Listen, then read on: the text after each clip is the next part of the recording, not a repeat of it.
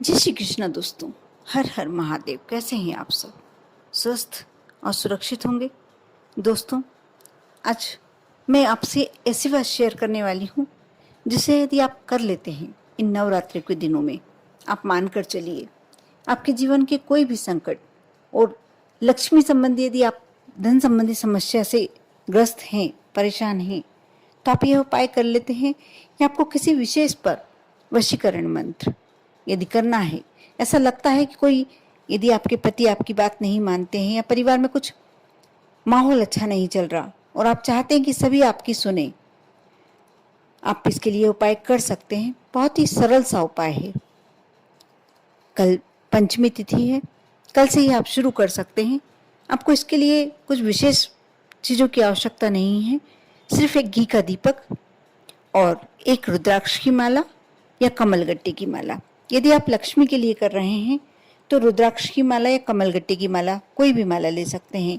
या आप किसी को वशीकरण के लिए कर रहे हैं या और कोई तनाव, मानसिक क्लेश, कुछ और समस्याओं के लिए कर रहे हैं, तो रुद्राक्ष की माला सबसे ज़्यादा श्रेष्ठ रहेगी। आपको करना यह है कि आपके घर में तुलसी का पौधा होगा, आंवले का पौधा होगा, शमी का पौधा होगा, बेलपत्र का पौधा होगा, जो भी पौधा यदि नहीं है, वैसे तुलसी का पौधा तो हर घर में ही होता है, लेकिन यदि आप यह उपाय वृक्ष के पास भी कर सकते हैं, लेकिन शायद आप लोगों के लिए थोड़ा मुश्किल हो। यदि आपके घर के आसपास छोटा सा कोई गार्डन टाइप है, पार्क टाइप है, यदि आप वहाँ पीपल का वृक्ष, बेलपत्री का वृक्ष या बरगद का वृक्ष, जो भी ये पवित्र वृक्षों की श्रेणी में आते हैं, धार्मिक वृक्ष होते हैं, वहाँ भी आप ये कार्य कर सकते हैं। आपको करना यह है कि आप कोई भी ऐसा समय चूज कर लें कि आपको यह उपाय लगातार जब तक नवरात्रि चल रहे हैं तब तक करना है। तो आपको एक समय निश्चित करना पड़ेगा, उसी समय पर आपको प्रतिदिन वह कार्य करना होगा। आप एक समय निश्चित कर लें। आप सुबह का समय भी निश्चित कर सकते हैं, शाम का समय भी निश्चित कर सकते हैं, और चाहें तो दोपहर में भी ये कार्य कर सकते हैं। कोई ज़रूरी नहीं है कि आप दोपहर में कार्य नहीं कर सकते हैं।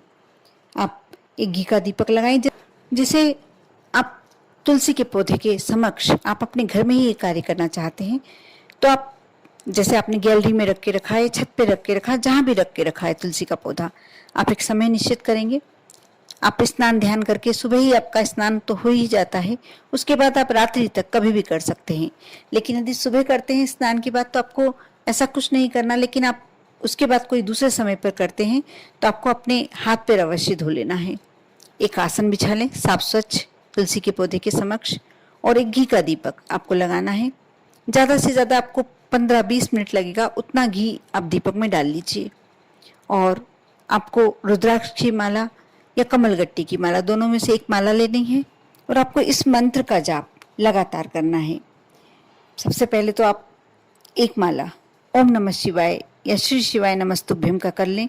उसके बाद तुरंत ही आप उसी माला से इस मंत्र का जाप करें।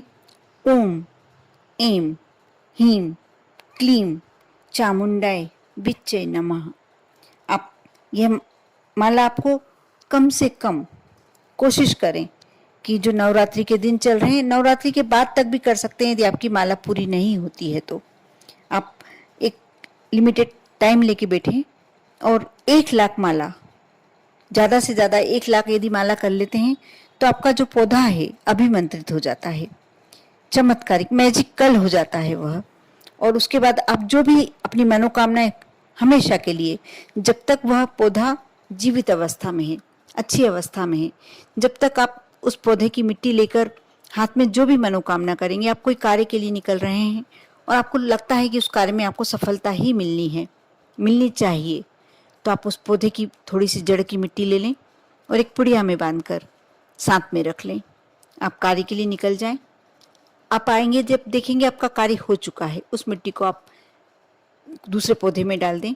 आपको वापस उसी पौधे में नहीं डालना है, कहीं भी आप अच्छे धार्मिक पौधे में डाल दें, जैसे पीपल के वृक्ष में डाल सकते हैं, केली के वृक्ष में डाल सकते हैं, लेकिन जिस पौधे से आपने मिट्टी उठाई है उस पौधे में वापस नहीं डालना है।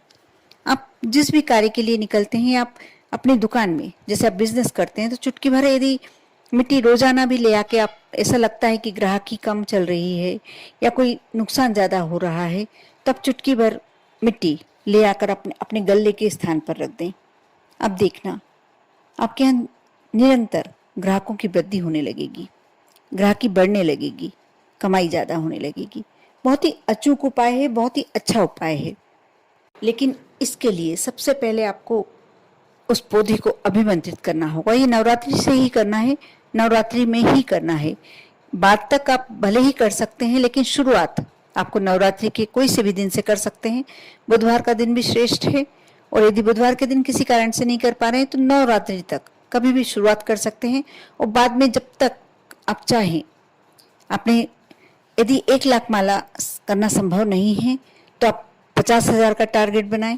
50,000 भी करना नहीं तो कम से कम 11,000 माला तो का जाप तो करें ही करें।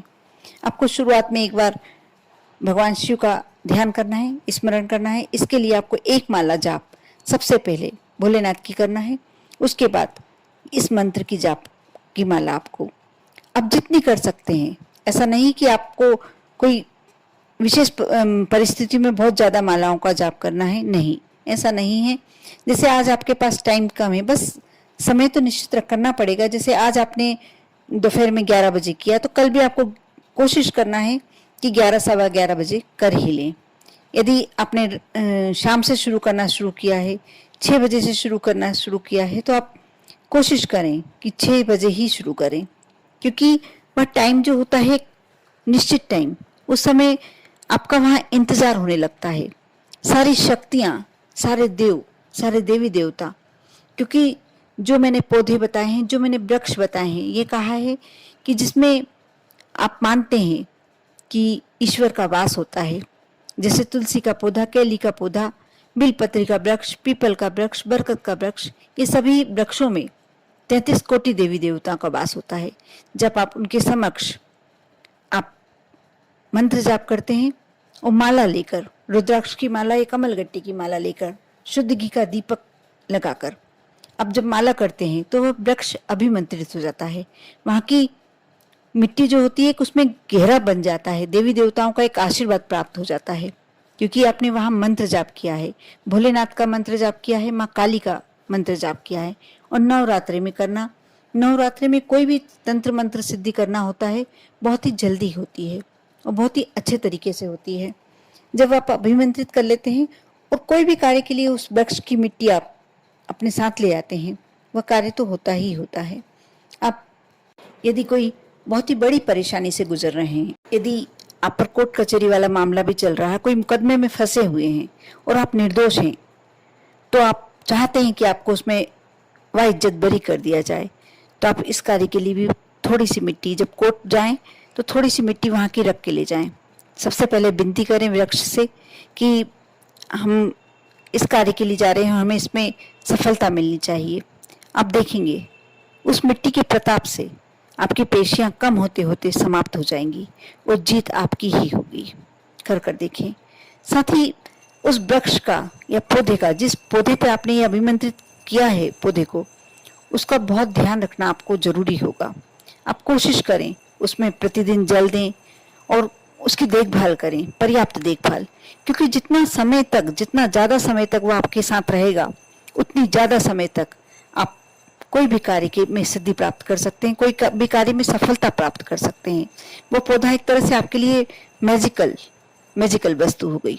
आप जहाँ भी चाहते हैं, जिस तरीके से चाहते हैं, आप वो कार्य कर सकते हैं, सिर्फ वहाँ की उसकी जड़ की मिट्टी ले आने से, क्योंकि उसमें सभी देवी देवताओं का आशीर्वाद प्राप्त हो जाता है। साथ ही अदृश्य शक्तियाँ आपके कार्य के लिए जुट जाती हैं। बहुत ही सरल उपाय है, बहुत ही अचूक उपाय है, करने लायक उपाय है। आप अवश्य करें और श्रद्धा और विश्वास तो आप रखेंगे ही। कोई भी उपाय के लिए, कोई भी कार्य के लिए जब आप विश्वास रखते हैं तो वह कार्य तो होता ही होता है। कर देखिए, आप पर और आपके पूरे परिवार पर माँ दुर्गा की, भगवान भोलेनाथ की कृपा हमेशा बनी रहे। ओम नमः शिवाय।